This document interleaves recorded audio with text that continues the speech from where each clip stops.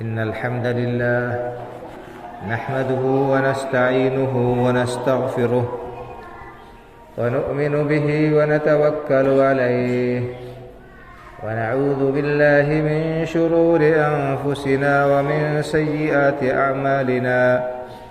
من يهده الله فلا مضل له ومن يضلل فلا هادي له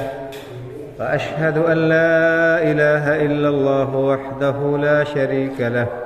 وأشهد أن محمدًا عبده ورسوله يا أيها الذين آمنوا اتقوا الله حق تقاته ولا تموتن إلا وأنتم مسلمون يا أيها الناس اتقوا ربكم الذي خلقكم من نفس واحدة وخلق منها زوجها وبث منهما رجالا كثيرا ونساء واتقوا الله الذي تساءلون به والأرحام إن الله كان عليكم رقيبا يا أيها الذين آمنوا اتقوا الله وقولوا قولا سديدا يصلح لكم أعمالكم ويغفر لكم ذنوبكم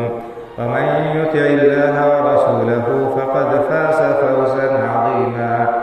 أما بعد فإن خير الحديث كتاب الله وخير الهدي هدي محمد صلى الله عليه وسلم وشر الأمور محدثاتها وكل محدثة بدعة وكل بدعة ضلالة وكل ضلالة في النار. أعوذ بالله من الشيطان الرجيم. بسم الله الرحمن الرحيم. قاف والقرآن المجيد بل عجبوا أن جاءهم منذر منهم فقال الكافرون هذا شيء عجيب أإذا متنا وكنا ترابا ذلك رجع بعيد قد علمنا ما تنقص الأرض منهم وعندنا كتاب حفيظ بل كذبوا بالحق لما جاءهم فهم في أمر مريج أفلم ينظروا إلى السماء فوقهم كيف بنيناها وزيناها وما لها من فروج والأرض مددناها وألقينا فيها رواسي وأنبتنا فيها من كل زوج بهيج تبصرة وذكرى لكل عبد منيب ونزلنا من السماء ماء مباركا فأنبتنا به جنات وحب الحصيد والنخل باسقات لها طلع نضيد رزقا للعباد وأحيينا به بلدة ميتا كذلك الخروج. وعن عبد الله بن عمر رضي الله تعالى عنهما قال فرض رسول الله صلى الله عليه وسلم زكاة الفطر على الحر والعبد والذكر والأنثى والصغير والكبير من المسلمين أو كما قال صلى الله عليه وسلم رب اشرح لي صدري ويسر لي أمري واحلل عقدة من لساني يفقه قولي سبحانك لا علم لنا إلا ما علمتنا إنك أنت العليم الحكيم. ہر قسم کی حمد و ثنا کا مستحق اللہ وحدہ لا شریک ہے جو ساری کائنات کا خالق و مالک پروردگار و پالنہار ہے اور وہی اکیلا عبادت کے لائق ہے. اس کے سوا کوئی بھی ہستی عبادت کے لائق نہیں. ہم اس پاک پروردگار کی حمد و ثنا بیان کرتے ہیں اور اسی کی عبادت کرتے ہیں. بے شمار صلاۃ و سلام نازل ہو سید الاولین والآخرین امام الانبیاء والمرسلین شفیع المذنبین جناب محمد رسول اللہ صلی اللہ علیہ وسلم پر آپ کے اولاد و متبعین پر. معزز حاضرین جمعہ، رمضان المبارک کا یہ مہینہ اللہ رب العالمین کی رحمتوں، اس کے فضل و کرم، اس کی نوازشوں کے ساتھ ہمارے سروں پر سایہ فگن ہوا اور انتہائی تیزی کے ساتھ اب اختتام کو پہنچ کے جائے۔ آج 27واں روزہ ہے، آج کے بعد زیادہ سے زیادہ 3 روزے اور بچے، اس کے بعد یہ مہینہ ہم سے رخصت ہو جائے گا۔ انتہائی قابل مبارکباد ہے وہ لوگ جنہوں نے اس مہینے کی گھڑیوں کی قدر کی، اس کے شب و روز کو اللہ کی عبادت میں، اس کے ذکر میں، رکوع و سجود میں، قرآن کریم کی تلاوت میں، تسبیح و تحلیل میں، توبہ و استغفار میں،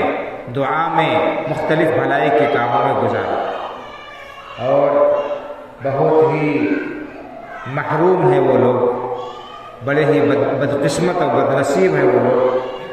جنہوں نے اس مبارک مہینے کو پا کر اس کو یوں ہی ضائع کر دیا اور اس کی مبارک ساعتوں سے فیض نہیں اٹھا سکے، اور اس مہینے میں اللہ رب العالمین کی بخشش کا سامان نہیں کرا سکے۔ ابھی بھی موقع ہے کہ ایسے لوگ غفلت سے بیدار ہو جائیں اور جو گنے چنے دن ہیں، گنے چنے جو اس کے لمحات ہیں، ان کی قدر کرتے ہوئے اور ان میں رو کر گڑ گڑا کر اللہ کی بارگاہ میں شرمندگی کا اور اپنی قصور اور عاجزی کا اظہار کر کے اس کو منانے کی، اس کو خوش کرنے کی کوشش کریں۔ بہرحال یہ مبارک مہینہ اپنے جلوں میں بہت کچھ چیزیں لے کر آتا ہے۔ اس مبارک مہینے میں ایک مسلمان کا تعلق اللہ رب العالمین سے اور اس کے دین سے بڑا مضبوط ہو جاتا ہے۔ مساجد آباد ہو جاتی ہیں، ان کی رونقیں بڑھ جاتی ہیں۔ اسی طرح سے لوگ صدقہ و خیرات کا بھی حتی الامکان اہتمام کرتے ہیں، قرآن کریم کی تلاوت میں اپنے اوقات کو لگاتے ہیں۔ خلاصہ کلام یہ کہ ایک بڑا ہی روحانی ماحول ہوتا ہے اور معاشرے میں خیر اور بھلائی کے مظاہر عام ہوتے ہیں۔ اسی لیے اللہ کے رسول صلی اللہ علیہ وسلم نے فرمایا ہے کہ اس مہینے میں شیاطین، سرکش شیاطین قید کر دیے جاتے ہیں اور ان کو اپنی شرارتوں اور لوگوں کو گمراہ کرنے کے جو مواقع دوسرے دنوں میں میسر رہتے ہیں وہ اس مہینے میں کم ہو جاتے ہیں۔ ایک صحیح روزے دار جو ہے، جس کو اپنی آخرت کی فکر ہوتی ہے، جس کو اللہ رب العالمین کی رضامندی کا حصول مقصود ہوتا ہے جس کا، وہ حتی الامکان کوشش کرتا ہے کہ اپنے روزوں کو ان تمام چیزوں سے بچائے جن کی وجہ سے اس کے روزے مخدوش ہو سکتے ہو، جس کی وجہ سے ان کا ثواب کم ہو سکتا ہو، جن کی وجہ سے روزوں کے اجر میں کمی واقع ہو جاتی ہے۔ لیکن بہرحال ہم انسان ہیں، انسان کے فطرت میں کچھ نہ کچھ کمزوری پائی جاتی ہے، کہیں نہ کہیں اس سے بھول چوک ہو ہی جاتی ہے۔ تو اللہ کے رسول صلی اللہ علیہ وسلم نے اس رمضان کے روزوں کے اندر جو کمی رہ گئی اور انسان سے جو کچھ روزوں کے خلاف، اس کے تقاضوں کے خلاف کام سرزد ہو گئے، ان کی تکمیل اور بھرپائی کے لیے رسول اکرم صلی اللہ علیہ وسلم نے صدقہ فطر کو مقرر فرمایا۔ آپ کے سامنے میں نے بخاری اور مسلم کی حدیث پڑھی ہے، اس میں اللہ کے رسول صلی اللہ علیہ وسلم کے بارے میں صحابی حضرت عبداللہ بن عمر رضی اللہ تعالیٰ عنہ فرماتے ہیں کہ فرض رسول اللہ صلی اللہ علیہ وسلم صدقۃ الفطر، اللہ کے رسول صلی اللہ علیہ وسلم نے ہر مسلمان کے اوپر صدقہ فطر کو واجب قرار دیا ہے، ضروری قرار دیا ہے، ایک سا گیہوں سے یا کھجور سے یا غلے سے، اور یہ صدقہ فطر آپ نے ہر شخص کے اوپر رکھا ہے، علی الحر والعبد، چاہے غلام ہو چاہے آزاد ہو، والذکر والانثی، چاہے مرد ہو چاہے عورت ہو، والصغیر والکبیر، چاہے چھوٹا ہو چاہے بڑا، ہر شخص کے اوپر صدقہ فطر کو اللہ کے رسول صلی اللہ علیہ وسلم نے فرض قرار دیا ہے، اور فرمایا کہ وَأَمَرَ بِهَا أَن تُؤَدَّى قَبْلَ صَلَاةِ العید، اور عید کی نماز سے پہلے پہلے اس صدقۃ الفطر کو ادا کرنے کا آپ نے حکم دیا ہے، اور فرمایا ہے کہ فقراء و مساکین اور مستحقین تک یہ صدقہ فطر عید کی نماز سے پہلے پہلے پہنچا دیا جائے۔ اگر کوئی شخص عید کی نماز ادا کرنے سے پہلے پہلے صدقہ فطر ادا کر دیتا ہے تب تو وہ صدقہ فطر ہوگا، اور اسی طرح سے اگر اس نے نماز عید سے پہلے صدقہ فطر نہیں ادا کیا تو یہ اس کا صدقہ فطر ادا نہیں ہوگا، بلکہ وہ ایک عام صدقہ ہوگا اور اس کا جو وقت ہے وہ وقت فوت ہو جائے گا۔ اسی طرح سے ایک دوسری حدیث میں حضرت عبداللہ ابن عباس رضی اللہ تعالیٰ عنہ نے بیان فرمایا کہ اللہ کے رسول صلی اللہ علیہ وسلم نے اس صدقہ فطر کو فرض قرار دیا ہے طہرۃ للصائم من اللغو والرفث، یہ روزے دار سے روزے کی حالت میں جو نامناسب باتیں زبان سے نکل جاتے ہیں، لغویات اس کی زبان سے نکل جاتے ہیں، اور روزے کے تقاضوں کے منافی اعمال اس سے سرزد ہو جاتے ہیں، تو اس کے کفارے کے طور پر اس میں جو کمی ہو جاتی ہے اس کمی کی تکمیل کے لیے آپ نے اس صدقہ فطر کو فرض قرار دیا ہے۔ اسی طرح سے طعمۃ للمساکین، مسکینوں کے کھانے کے لیے مقرر فرمایا۔ ایک دوسری روایت میں ہے کہ آپ نے فرمایا کہ اس دن یعنی عید کے دن ضرورت مندوں کو، محتاجوں کو مانگنے سے بے نیاز کر دو، ان کو پہلے ہی ادا کر دو جو ضرورت مند ہے واقعی، تاکہ وہ عید کے دن جو ہے اس کے دن کے لیے متفکر نہ ہو اور ان کے لیے کھانے پینے کا انتظام ہو جائے اور وہ عام مسلمانوں کے ساتھ اس خوشی میں شریک ہوں۔ ایسا نہ ہو کہ ان کے پاس اس دن تہوار اور خوشی کے دن بھی کھانے کے لیے نہ رہے اور وہ اس دن بھی ہاتھ پھیلانے پر مجبور ہو جائے۔ ان احادیث سے معلوم یہ ہوا کہ صدقہ فطر ہر مسلمان کے اوپر فرض ہے، اور بڑی وضاحت کے ساتھ آپ نے بیان فرمایا ہے۔ اس میں کسی صاحب نصاب کی کوئی قید نہیں ہے کہ جو آدمی جس کے اوپر زکوٰۃ فرض ہے اسی کے اوپر صدقہ فطر ہے، ایسی کوئی بات نہیں ہے۔ اگر ایسا ہوتا تو غلام کے اوپر، غلام مالک ہی نہیں ہوتا کسی چیز کا، غلام کسی چیز کا مالک ہی نہیں ہوتا، اس کے اوپر فرض نہیں ہوتا۔ غلام جو کچھ کماتا ہے وہ اس کے مالک کا ہوتا ہے، اور چھوٹے بچے ان کے اوپر بھی اللہ کے رسول صلی اللہ علیہ وسلم نے فرض قرار دیا ہے، اور مرد عورت ہر ایک کے اوپر۔ جبکہ زکوٰۃ میں کیا ہوتا ہے، جو شخص مالک نصاب ہوتا ہے اسی کے اوپر زکوٰۃ فرض ہوتی ہے، گھر کے ہر فرد کے اوپر زکوٰۃ فرض نہیں ہوتی ہے۔ تو یہ بنیادی فرق ہے کہ زکوٰۃ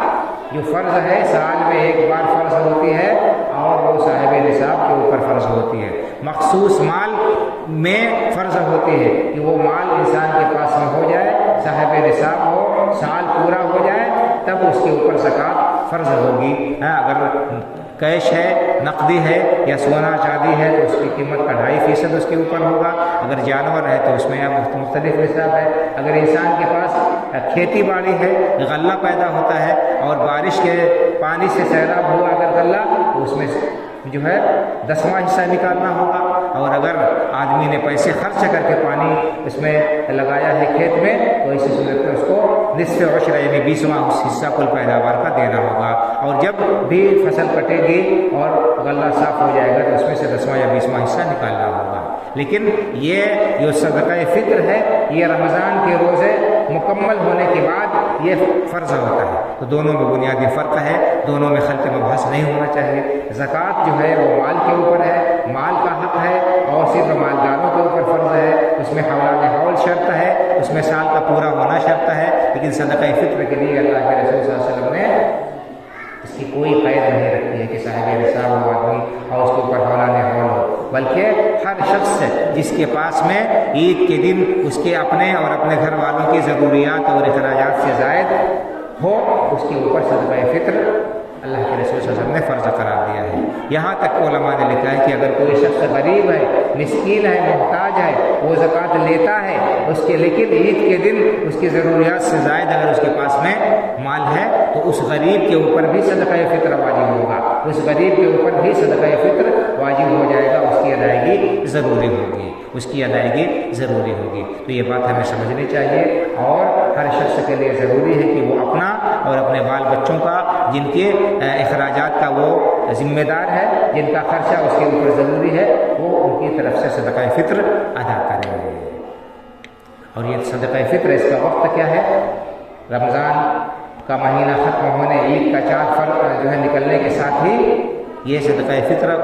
فرض ہو جاتا ہے، واجب ہو جاتا ہے، اور اس کی ادائیگی کا وقت عید کی نماز سے پہلے ہے۔ اگر کوئی شخص عید کی نماز سے پہلے اور عید کی رات میں ہی ادا کر دیتا ہے تو جائز ہے، ادا ہو جائے گا۔ اور اگر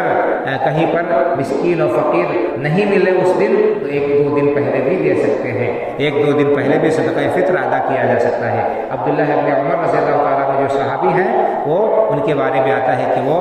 1-2 دن پہلے ہی صدقہ فطر نکال دیا کرتے تھے، بیت المال میں پہنچا دیتے تھے، پھر وہاں سے لوگوں کو دے دیا جاتا تھا۔ تو یہ صدقہ فطر کا معاملہ ہے، اس سلسلے میں ہمیں کوتاہی نہیں کرنی چاہیے اور سستی نہیں کرنی چاہیے، تاکہ ہمیں روزوں کا پورا ثواب مل سکے اور ہم اللہ رب العالمین کے ہاں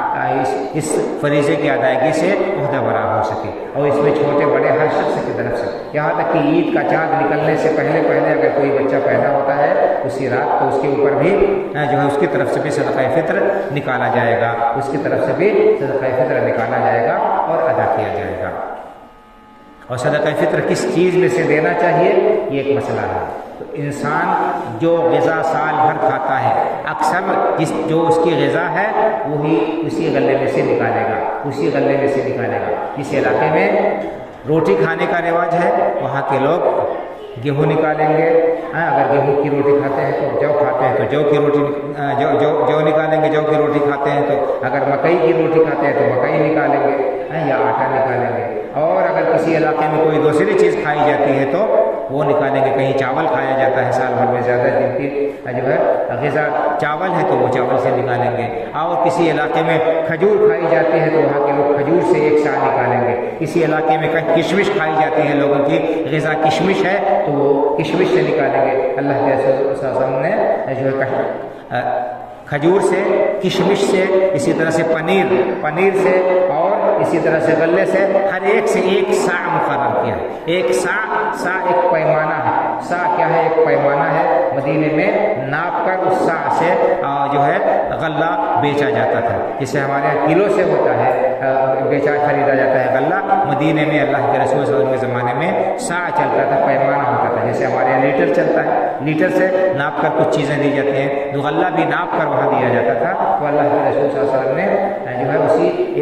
غلے سے سا سے ایک سا مقرر کیا، اور ایک سا گیہوں اوسط درجے کا، جو نہ بالکل ہلکا ہونا ہے جو بہت بھاری ہو، تقریباً 2.5 کلو گرام ہوتا ہے، تقریباً 2.5 کلو گرام جو ہے گیہوں ہوتا ہے، اس سے کچھ کم، تو اس طرح 2.5 کلو گرام ایک شخص کی طرف سے ادا ہوگا۔ اور بعض لوگ جو کہتے ہیں کہ گیہوں دینا ہو تو آدھا سا دیں گے اور باقی دوسری چیزیں ایک سا، تو یہ صحیح بات یہ ہے کہ حدیث کے خلاف یہ چیز ہے۔ حدیث میں اللہ کے رسول صلی اللہ علیہ وسلم نے ہر چیز میں سے ایک سا مقرر کیا ہے۔ کھجور اس کی قیمت کچھ ہوتی ہے، کشمش کی قیمت کچھ اور ہوتی ہے، اور پنیر اس کی قیمت کچھ اور۔ اللہ کے رسول صلی اللہ علیہ وسلم نے قیمت کا لحاظ نہیں رکھا، ہر ایک میں سے آپ نے ایک سا مقرر کیا، لہٰذا جو غلہ بھی انسان کھاتا ہے وہ اسی میں سے نکالے اور ایک سا پورا نکالے۔ اللہ کے راستے میں ہم جتنا نکالیں گے ہمارے حق میں بہتر ہوگا، اور اللہ رب العالمین کے اجر و ثواب کے ہم مستحق ہوں گے۔ اسی طرح سے ایک مسئلہ آتا ہے کہ کیا صدقہ فطر کی جگہ قیمت نکال سکتے ہیں؟ اس سلسلے میں علماء کا اختلاف ہے، لیکن زیادہ راجح اور احتیاط والی بات یہ ہے کہ انسان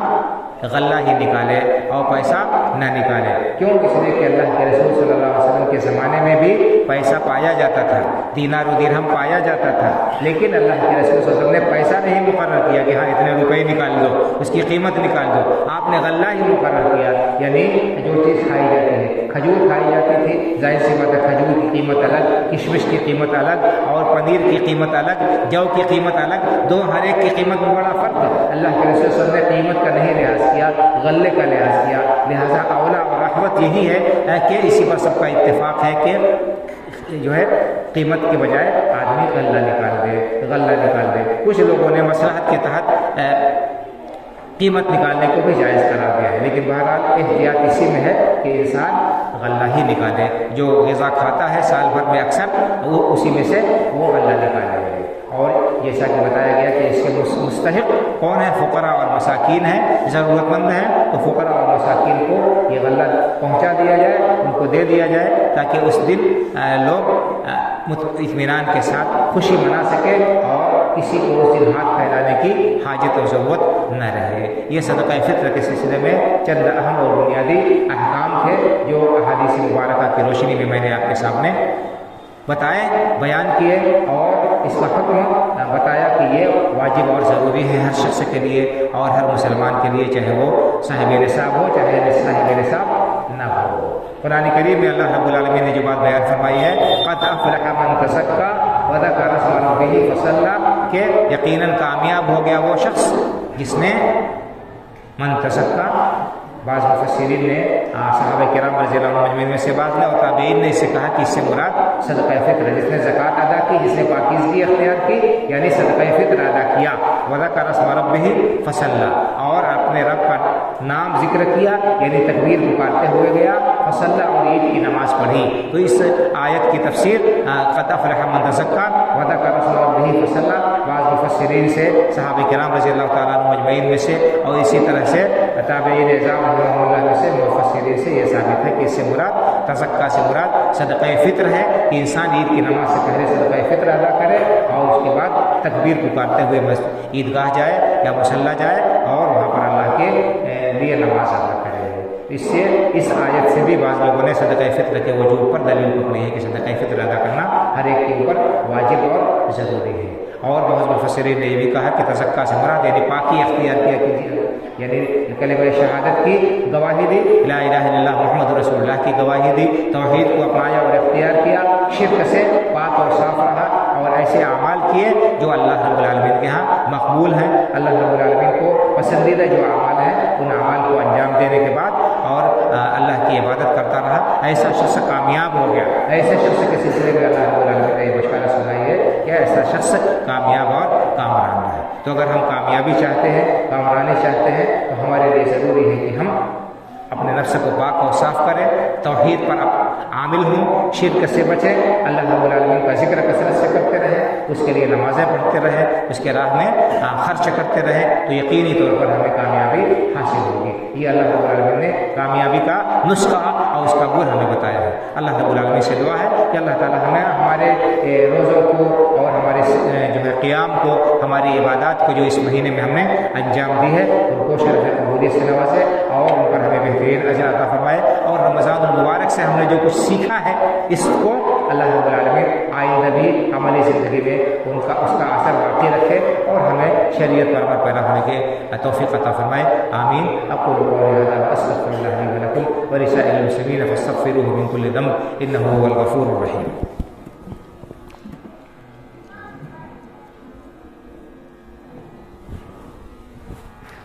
الحمد للہ رب العالمین والصلاة والسلام على اشرف الانبیاء والمرسلین نبینا محمد وعلى آلہ وصحبہ اجمعین، اما بعد۔ محترم حضرات، صدقہ فطر سے متعلق ضروری مسائل میں نے بیان کیے اور ابھی وقت باقی ہے، میں نے مناسب نہیں سمجھا کہ اس مسائل کے ساتھ دوسرے موضوعات کو خلط ملت کروں، اس لیے بیچ میں وقفہ کر دیا۔ آپ کو معلوم ہے کہ 2 خطبہ ہوتا ہے، یہ پہلا خطبہ ہو گیا، دوسرے خطبے میں عام نصیحت ہے۔ ہم نے رمضان المبارک کا یہ مہینہ پایا اور اس مہینے میں ہم نے حسب استطاعت اللہ رب العالمین کی عبادت و بندگی میں اپنے اوقات کو صرف کیا۔ اللہ رب العالمین نے قرآن کریم کے اندر روزوں کی فرضیت کا مقصد بیان فرمایا ہے کہ لعلکم تتقون۔ روزوں کی فرضیت کا مقصد یہ ہے کہ تمہارے اندر تقوی آ جائے، تمہارے اندر پرہیزگاری آ جائے۔ تقوی کے معنی آتے ہیں آڑ کے اور رکاوٹ کے، یعنی ایسا عمل کرنے لگو جس کے ذریعے سے اللہ کے عذاب سے بچ جاؤ۔ تو روزہ کا مقصد ہے تقوی پیدا کرنا، احتیاط پیدا کرنا کہ انسان محتاط ہو جائے۔ اور ہم نے عملی طور پر یہ ثابت کیا کہ اگر ہم کمر بستہ ہو جائیں کسی کام کے لیے، آمادہ و تیار ہو جائیں اور ہم جو ہے پختہ ارادہ کر لیں تو ہم اس کام کو کر سکتے ہیں۔ ہم نے 1 مہینے تک اللہ رب العالمین کی رضامندی کے لیے، اللہ کی خوشنودی حاصل کرنے کے لیے اپنی خواہشات کو، اپنی جائز خواہشات کو دبایا اور اپنے پسند کو ہم نے پیروں تلے دبا دیا، رونت دیا۔ اللہ رب العالمین کی رضامندی کو، اس کی خوشنودی کو ہم نے مقدم رکھ کیا اور اللہ رب العالمین کی رضامندی کے حصول کے لیے ہم نے یہ ساری مشقت بھوک اور پیاس کی برداشت کی۔ تو بھائیو اور بزرگوں، اس میں ہمارے لیے بڑا سبق ہے، بڑی نصیحت ہے، بہت عبرت ہے کہ جب ہم اللہ رب العالمین کی رضامندی کے لیے حلال چیز کو چھوڑ سکتے ہیں، جائز چیز کو چھوڑ سکتے ہیں، تو حرام چیز سے بچنا ہمارے لیے کس قدر لازمی اور ضروری ہوگا۔ حرام چیز سے بچنا ہمارے لیے کس قدر لازمی اور ضروری ہوگا۔ ایک مسلمان کا طرز عمل، اس کا شیوا یہی ہے کہ وہ اللہ رب العالمین کے حکم کے سامنے ہمہ وقت اپنے سر کو جھکائے رکھتا ہے اور اس کے ہر حکم کو وہ ماننے کے لیے ہمہ وقت آمادہ و تیار رہتا ہے۔ اسلام کے معنی ہی ہے تابع داری کے، اسلام کے معنی ہی ہے سر جھکانے کے۔ تو ایک مسلمان کا مطلب یہ ہے کہ وہ اللہ رب العالمین کے احکام کے سامنے سر جھکاتا ہے، اس کی مرضیات کو تلاشتا ہے، اور اللہ رب العالمین نے جن چیزوں سے منع کیا ہے ان سے باز رہتا ہے، ان سے دور رہتا ہے، ان سے کنارہ کش رہتا ہے۔ تو اگر ہمارے اندر یہ صفت پائی گئی، ہم نے جس طرح سے اللہ رب العالمین کی حلال چیزوں کو اس کی رضامندی کے لیے چھوڑا، اگر ہم حرام سے بچ رہے ہیں، حرام سے ہم نے پرہیز کیا اور آئندہ بھی حرام سے پرہیز کرنے کا عزم ہے، تو سمجھ لیجیے کہ ہمیں اس روزے کا مقصد حاصل ہوا، اس کا فائدہ حاصل ہوا۔ اور اگر ہم اسی طرح سے لاپرواہی کی زندگی بسر کر رہے ہیں، صرف حلال سے بچ رہے ہیں، حرام سے نہیں بچ رہے ہیں، تو ایسی صورت میں سمجھ لیجیے کہ ہمارا یہ روزہ ہمارے لیے مفید نہیں ہوا، اور ہمیں اس روزے سے صرف بھوک اور پیاس حاصل ہوئی۔ اللہ کے رسول صلی اللہ علیہ وسلم نے صاف صاف ارشاد فرما دیا کہ من لم يدع قول الزور والعمل به والجهل فليس لله حاجة في أن يدع طعامه وشرابه، کہ جو شخص روزے کی حالت میں جھوٹی بات بولنا اور جھوٹ پر عمل کرنا، لڑائی جھگڑے نہیں چھوڑتا ہے، لغویات نہیں چھوڑتا ہے، ایسے شخص کے بھوکے پیاسے رہنے کی اللہ کو کوئی ضرورت نہیں ہے۔ تو ہم نے حلال سے پرہیز کیا، زبان کو ہم نے لگام نہیں دیا، اس زبان سے ہم جھوٹ بولتے رہے، اس زبان سے ہم چغلی کرتے رہے، غیبت کرتے رہے، لڑائی جھگڑے کرتے رہے، ایک دوسرے کے اوپر تہمت تراشی کرتے رہے، تو سمجھ لیجیے کہ ہمارا روزہ ہمارے لیے مفید نہیں ہوا۔ ہم نے اگر لوگوں کا مال ہڑپا، ان کا مال ہم نے دبایا اور اس مال کو ہم نے ادا نہیں کیا لوگوں کے، تو سمجھ لیجیے کہ ہمارا یہ روزہ ہمارے لیے سود مند نہیں ہوا، کیونکہ روزہ حکم دیتا ہے کہ ہم حرام سے بچیں۔ لوگوں کا مال ناحق کھانا اور لوگوں کا مال ہڑپنا یہ کیا ہے؟ حرام ہے اور ناجائز ہے، اور اس کی بڑی سخت سزا بیان کی گئی ہے۔ تو قیامت کے دن ایسا شخص جو لوگوں کا مال ہڑپے ہوئے آئے گا، اس کے لیے بڑی ہلاکت اور بربادی کی گئی ہے، اللہ کے بیان کی گئی ہے۔ اللہ کے رسول صلی اللہ علیہ وسلم نے فرمایا اتقوا الظلم فإن الظلم ظلمات یوم القیامہ، لوگوں ظلم سے بچو، کیونکہ ظلم قیامت کے دن تاریکی کا سبب ہوگا، ظلم قیامت کے دن تاریکی کا سبب ہوگا۔ انسان کے سامنے تاریکی ہوگی، اندھیرا ہوگا میدان حشر میں، وہ روئے گا اور پیٹے گا اور چلائے گا، تو لوگوں کا مال ہڑپ لینا اور دبا لینا اور اس کو ڈکار جانا یہ بالکل حرام اور ناجائز ہے۔ اگر کوئی شخص ایسا کرتا ہے، کسی کا مال اس نے ہڑپ لیا ہے، اسے فوراً مال اپنا اس کا پہنچانا چاہیے اور ادا کرنا چاہیے، لوٹانا چاہیے۔ اسی طرح سے اگر حقوق کسی کے دوسرے کے اوپر ہیں تو ان حقوق کی ادائیگی کا بھی اہتمام کرنا چاہیے، تاکہ ہم اللہ رب العالمین کی پکڑ سے بچ جائے۔ اسی طرح سے بہت سے لوگوں کو غلط لت اور عادتیں لگی ہوتی ہیں، سگریٹ نوشی کی اور پان بیڑی کھانے کی، سگریٹ اور اسی طرح سے تمباکو کھانے کی اور دوسری لت، ان تمام چیزوں سے بچنے کا اور ان کو چھوڑنے کا یہ ایک بہترین موقع تھا۔ ہم نے یہ عادت جو بنائی ہے پرہیزگاری کی، یہ آئندہ بھی جاری رہنی چاہیے۔ ہمیں چاہیے کہ ہم اپنے روزوں کے جو فائدے ہیں ان کو سمجھیں اور ان سے مستفید ہوں۔ صرف رسمی طور پر بھوکے پیاسے رہ جانے سے ہمیں حقیقت میں اجر و ثواب کے ہم مستحق نہیں ہوں گے۔ اللہ رب العالمین سے دعا ہے کہ اللہ تعالی ہمارے روزوں کو اور ہماری عبادت کو شرح قبولیت سے نوازتے ہوئے آئندہ بھی عملی زندگی میں اللہ رب العالمین ہمارے اندر تقویٰ پیدا کرے، تقویٰ اختیار کرنے کی توفیق عطا فرمائے، اسلام پر زندہ رکھے، ایمان پر ہمارا خاتمہ ہو۔ اللہ رب العالمین ہر قسم کے شر سے، ہر قسم کی فتنوں سے، ہر قسم کی آزمائشوں سے ہمیں اپنے پناہ اور حفاظت میں رکھے۔ ہماری عید اللہ رب العالمین ہر طرح سے خوشگوار اور قابل جو ہے مسرت بنائے، اور اللہ تعالی ہم سب کو دنیا سے زیادہ آخرت میں خوشی کا موقع میسر فرمائے کہ اللہ تعالیٰ اپنے نیک سالے بندوں میں شامل فرما کر ہم سب کا ٹھکانہ جنت الفردوس میں بنائے، آمین۔ اقول قولی ھذا واستغفر اللہ لي ولكم ولسائر المسلمين فاستغفروه من كل ذنب انه هو الغفور الرحيم۔ ان الله وملائكته يصلون على النبي يا ايها الذين امنوا صلوا عليه وسلموا تسليما۔ اللهم صل على محمد وعلى ال محمد كما صليت على ابراهيم وعلى ال ابراهيم انك حميد مجيد۔ اللهم بارك على محمد وعلى ال محمد كما باركت على ابراهيم وعلى ال ابراهيم انك حميد مجيد۔ اللهم وانصر من نصر دين محمد صلى الله عليه وسلم واجعلنا منهم، واخذل من خذل دين محمد صلى الله عليه وسلم ولا تجعلنا منهم. عباد الله رحمكم الله، إن الله يأمر بالعدل والإحسان وإيتاء ذي القربى وينهى عن الفحشاء والمنكر والبغي يعظكم لعلكم تذكرون. فاذكروا الله يذكركم وادعوه يستجب لكم ولذكر الله أكبر والله يعلم ما تصنعون.